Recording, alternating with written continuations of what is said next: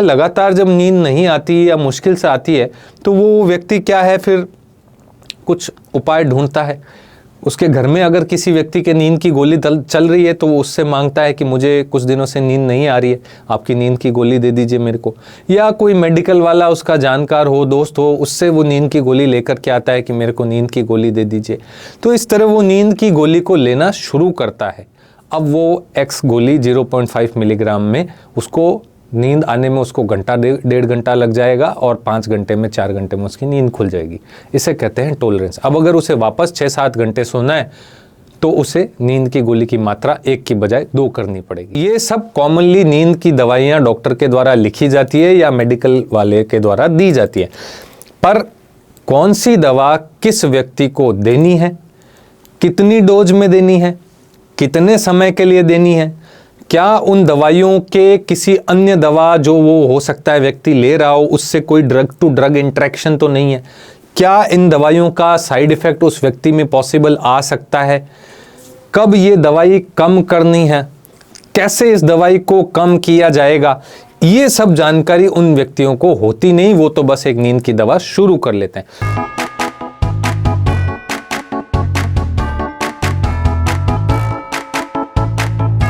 नमस्कार दोस्तों, मैं हूं डॉक्टर अनंत राठी, मनोचिकित्सक एवं नशा मुक्ति विशेषज्ञ, बीकानेर, राजस्थान से। दोस्तों, हम बात कर रहे हैं आज इस वीडियो में नींद की गोलियों के साइड इफ़ेक्ट। जी हाँ दोस्तों, नींद की गोलियां जो है लोगों के मन में बहुत ज़्यादा भ्रांतियां रखती हैं।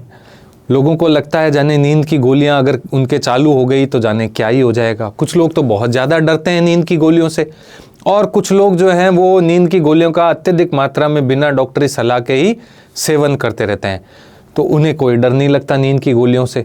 तो आइए हम समझते हैं कि वास्तव में नींद की गोलियों के क्या क्या साइड इफ़ेक्ट हो सकते हैं, क्योंकि जब तक हमें साइड इफ़ेक्ट के बारे में पता ही नहीं होगा तब तक हम पहचानेंगे कैसे कि ये साइड इफ़ेक्ट नींद की गोलियों का है। दोस्तों, आज की जो ज़िंदगी है वो बहुत ही भागदौड़ भरी है, बहुत ही टेंशन वाली है। हर एक के अपने अपने टारगेट्स हैं, ये अचीव करना है, वो काम का प्रेशर है, तो इतना तनाव है दिमाग के अंदर सोते हुए कि बहुत से लोगों को नींद नहीं आती है रात को। और ये कंडीशन लगभग सभी के साथ होती है कि जीवन में कभी तो समय ऐसा आता ही है कि उसे नींद लेने में प्रॉब्लम आने लगती है। तो कई बार क्या है, लगातार जब नींद नहीं आती या मुश्किल से आती है तो वो व्यक्ति क्या है, फिर कुछ उपाय ढूंढता है। उसके घर में अगर किसी व्यक्ति के नींद की गोली चल रही है तो वो उससे मांगता है कि मुझे कुछ दिनों से नींद नहीं आ रही है, आपकी नींद की गोली दे दीजिए मेरे को। या कोई मेडिकल वाला उसका जानकार हो, दोस्त हो, उससे वो नींद की गोली लेकर के आता है कि मेरे को नींद की गोली दे दीजिए। तो इस तरह वो नींद की गोली को लेना शुरू करता है। फिर नींद की गोली की एक खास बात होती है कि इसका जो सडेशन है जिससे कि नींद आती है वो उसके लिए टॉलरेंस होती है। मतलब सेम मात्रा में दवाई लेने पर कुछ समय के बाद उतनी नींद नहीं आएगी। मान लीजिए कि एक्स गोली वो 0.5 मिलीग्राम ले रहा था, उसे दवा लेने के 15-20 मिनट में, आधे घंटे में नींद आ जाती थी, पूरी 7-8 घंटे नींद आती थी। लेकिन महीने, 2 महीने, 3 महीने बाद क्या होगा, अब वो एक्स गोली 0.5 मिलीग्राम में उसको नींद आने में उसको घंटा 1.5 घंटा लग जाएगा और 5 घंटे में 4 घंटे में उसकी नींद खुल जाएगी। इसे कहते हैं टॉलरेंस। अब अगर उसे वापस 6-7 घंटे सोना है तो उसे नींद की गोली की मात्रा 1 की बजाय 2 करनी पड़ेगी। इसे कहते हैं टॉलरेंस। तो ये टॉलरेंस वाली प्रॉब्लम होती है। तो वो क्या होता है कि 1 की बजाय 2 ले लेते हैं, कोई बात नहीं, नींद की गोली 1 से नहीं आ रही तो 2 ले ले, 2 ले ली, कुछ समय बाद 2 से 4 हो जाती है, 4 से 8 हो जाती है। इस तरह नींद की गोली जो है एक्सपोनेंशियली उनकी मात्रा बढ़ती जाती है टॉलरेंस की वजह से। अब क्या समस्या आने लगती है कुछ समय बाद, जब वो ऐसे 10-10, 20-20 गोलियां भी कुछ लोग लेने लग जाते हैं नींद की गोलियां। कौन कौन सी गोलियां होती है बाजार में जो मिल जाती हैं? आमतौर पे लोग जो है एल्प्राजोलाम लेते हैं नींद की गोली के लिए, नींद के लिए। ये 0.5 मिलीग्राम और 1 मिलीग्राम की स्ट्रेंथ में बाजार में उपलब्ध होती है। क्लोनाजिपाम लेते हैं, इसका भी काफ़ी मात्रा में इस्तेमाल किया जाता है। ये मार्केट में 0.25, 0.5, 1 और 2 इस स्ट्रेंथ में अवेलेबल होती है। डाइजिपाम भी लोग लेते हैं, पुराने समय से डाइजिपाम ली जाती रही है। ये 5 मिलीग्राम और 10 मिलीग्राम की डोज में आती है। जॉल्पिडेम भी लोग लेते हैं नींद के लिए, ये भी 5 मिलीग्राम और 10 मिलीग्राम की स्ट्रेंथ में आती है। या इसके अलावा 6.25 और 12.5 की स्ट्रेंथ में भी आती हैं।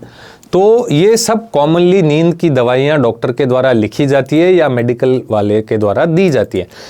पर कौन सी दवा किस व्यक्ति को देनी है, कितनी डोज में देनी है, कितने समय के लिए देनी है, क्या उन दवाइयों के किसी अन्य दवा जो वो हो सकता है व्यक्ति ले रहा हो उससे कोई ड्रग टू ड्रग इंटरेक्शन तो नहीं है, क्या इन दवाइयों का साइड इफेक्ट उस व्यक्ति में पॉसिबल आ सकता है, कब ये दवाई कम करनी है, कैसे इस दवाई को कम किया जाएगा, ये सब जानकारी उन व्यक्तियों को होती नहीं। वो तो बस एक नींद की दवा शुरू कर लेते हैं, और जब ये सब जानकारी नहीं होती तो ये दवा धीरे धीरे समय के साथ बढ़ती है, घटने की बजाय। डॉक्टर से लिखवाएंगे तो डॉक्टर तो देख करके लेगा कि भाई इसको कौन सी अन्य दवाइयाँ चल रही है, किसी से कोई इसका रिएक्शन तो नहीं होगा, इस व्यक्ति को कौन सी दवा सबसे सूटेबल रहेगी, क्या पॉसिबल साइड इफ़ेक्ट्स होंगे, उसको वो ध्यान में रखेगा, उस मरीज से पूछता रहेगा।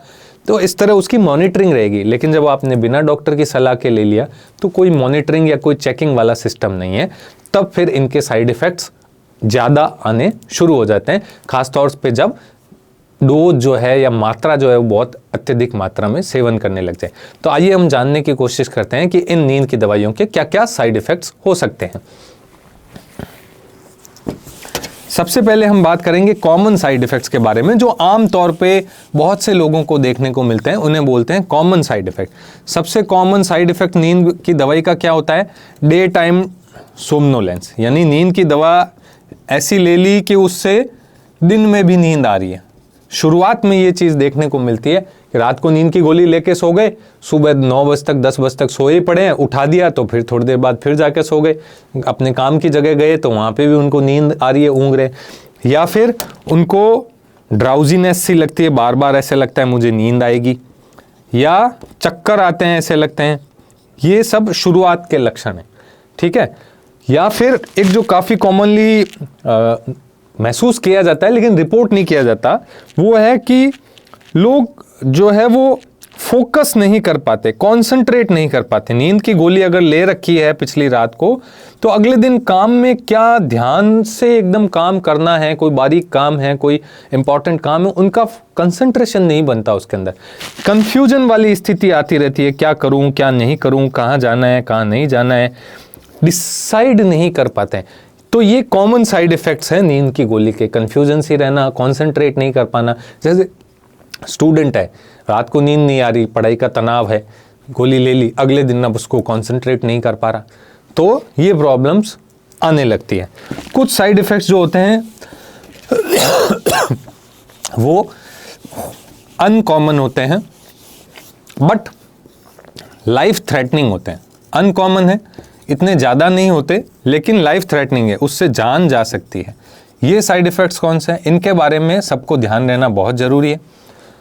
क्या क्या होते हैं? एक तो ख़ास तौर से जब ओवरडोज ले ले, बहुत ज़्यादा मात्रा में नींद की गोली लेने लग गए, तो रेस्पिरेटरी डिप्रेशन होने लगता है, यानी सांस जो है वो गहरा नहीं आता, हल्का यानी छिछला सांस चलता है, सांस की गति भी कम हो जाती है, दिमाग से सांस लेने के लिए जो ड्राइव होती है वो ड्राइव कम हो जाती है। जो नींद की गोलियां होती है ये जनरली CNS डिप्रेसेंट होती है, दिमाग को जो है वो डिप्रेस करती है, यानी दबाती है, दिमाग के सारे फंक्शंस को कम करती है। तो नींद तो आ जाएगी, यानी मतलब जैसे ओवर एक्साइटेड दिमाग था, कॉन्शियसनेस मतलब अलर्ट ज़्यादा था टेंशन की वजह से, तो उसने डिप्रेस किया दिमाग को, तो अलर्टनेस या जो है वो कम हो गई, एक्साइटेशन कम हो गया, लेकिन साथ साथ रेस्पिरेशन भी कम हो गया। अब अगर बहुत ज़्यादा मात्रा में दवाई ले रखी है नींद की, सांस की गति कम हो जाती है, ख़ास तौर से नींद में सांस की गति बहुत कम हो जाती है और ऑक्सीजन की जो सप्लाई है ब्रेन में वो कम हो जाती है, और कई बार लोगों को मिर्गी के दौरे और यहाँ तक कि मृत्यु तक हो जाती है, ये भी रिपोर्टेड है। तो अत्यधिक मात्रा में सेवन से रेस्पिरेटरी डिप्रेशन हो सकता है। कई बार क्या है, कुछ लोग अदर CNS डिप्रेसेंट ड्रग्स ले रहे होते हैं, बहुत सी ऐसी दवाइयाँ हैं जो खुद जिनका एक साइड इफ़ेक्ट होता है कि वो CNS को डिप्रेस करती है, यानी दिमाग को शांत करती हैं, उनका ये होता है एक इफ़ेक्ट। अब अगर उसके साथ ये नींद की गोली ले ली तो एडिटिव इफेक्ट या सिनर्जिस्टिक इफेक्ट हो जाता है, एक और एक मिलकर के 11 हो जाते हैं। अब ये रेस्पिरेटरी डिप्रेशन बहुत कम डोज में भी सामने आने लग जाता है, तो ये एक फिर से जानलेवा साबित हो सकता है। इसके अलावा क्या प्रॉब्लम्स हो सकती है नींद की दवाई से? समटाइम्स रेयरली जो है ये जो है हिपेटोटॉक्सिक होती हैं, यानी लीवर पे भी असर डाल सकती हैं। समटाइम्स ये रीनल टॉक्सिसिटी भी होती है, यानी किडनी पे भी असर डालती हैं। तो ये कुछ ऐसे common and uncommon side effects हैं जो नींद की दवाई के हमें देखने को मिलते हैं। हमें इनका ध्यान रखना बहुत ज़्यादा ज़रूरी है। अगर आप कोई भी नींद की दवा ले रहे हैं और इन चीज़ों को महसूस कर रहे हैं तो अपने साइकियाट्रिस्ट से तुरंत मिलिए और उन्हें अपनी स्थिति बताइए। आपकी स्थिति के अनुसार आप जो दवाइयाँ दूसरी ले रहे हैं उसके अनुसार वो चेकअप करके और आपको जो दवाई आपको सबसे उचित लगेगी वो देंगे, तय समय के लिए तय मात्रा में देंगे, आपका मार्गदर्शन करेंगे ताकि आपको कोई साइड इफ़ेक्ट या कोई दूसरी परेशानी सामने नहीं आए। और क्या प्रॉब्लम होती है इस नींद की दवाई से? ये तो थे साइड इफ़ेक्ट्स। अब जो बड़ी परेशानियां हैं ना वो उनके बारे में बात करता हूँ। ये नींद की दवाइयाँ जो खासतौर से बेंजोडाइजिपीन ग्रुप की होती हैं, जिसमें हमने अल्प्राजोलम, क्लोनाजिपाम, डाइजिपाम, नाइट्राजिपाम ये होती हैं, ये हैबिट फॉर्मिंग होती है। ये शेड्यूल 4 की दवाइयाँ होती है, बहुत ज़्यादा हैबिट फॉर्मिंग होती है। एक बार अगर आपने इसको लेना शुरू कर दिया, कुछ समय तक, लंबे समय तक आपने ले लिया, तो बाद में उसके बिना नींद नहीं आती। और यही डर का कारण है लोगों के अंदर, क्योंकि लंबे समय तक उन्होंने ले ली, अब उन्हें नींद आती नहीं, तो उन्हें डर लगता है कि मेरे को नींद की गोली के आदी हो गई। आदी तो आप हो गए, लेकिन आपने डॉक्टर से बीच में सलाह ली नहीं, इसको कैसे कम करना है, कैसे हम इसको छोड़ेंगे, उस बारे में आपने संपर्क नहीं किया और बस एक बार लिखवा ली और अपने आप लेते चले गए, तो अब आपको उसकी आदत पड़ गई, अब उसके बिना नींद नहीं आएगी। तो नंबर 1 प्रॉब्लम हैबिट फॉर्मिंग, यानी डिपेंडेंस हो जाती है, उसके बिना व्यक्ति को नींद नहीं आती, व्यक्ति डिपेंडेंट हो गया उसके ऊपर। दूसरी टॉलरेंस वाली प्रॉब्लम, समय के साथ साथ नींद की गोली बढ़ानी पड़ती है क्योंकि सेम मात्रा में दवाई सेम असर नहीं रखती है। तीसरी विड्रॉल सिम्टम, आपने अगर अचानक से किसी दिन प्रेरित हो गए कि भाई मेरे को तो नींद की गोली नहीं लेनी, तो विड्रॉल सिम्टम्स आते हैं। विड्रॉल सिम्टम्स में क्या आते हैं? उस दिन आपको बहुत ज़्यादा घबराहट, बेचैनी होगी, नींद बिल्कुल भी नहीं होगी। रिबाउंड इंसोम्निया जिसे हम कहते हैं, उल्टा नींद आएगी नहीं, बहुत जो पहले थोड़ी बहुत आ भी रही थी वो भी नहीं आएगी, जिसे रिबाउंड इंसोम्निया कहते हैं। तो ये प्रॉब्लम्स आने लग जाती है। और ये साइड इफ़ेक्ट्स जो है वो बेंजोडाइजिपीन्स में सबसे ज़्यादा है। हालांकि ये साइड इफ़ेक्ट्स जो है वो ज़ोल्पिडेम के साथ भी हैं, लेकिन बेंजोडाइजिपीन की तुलना में कम है।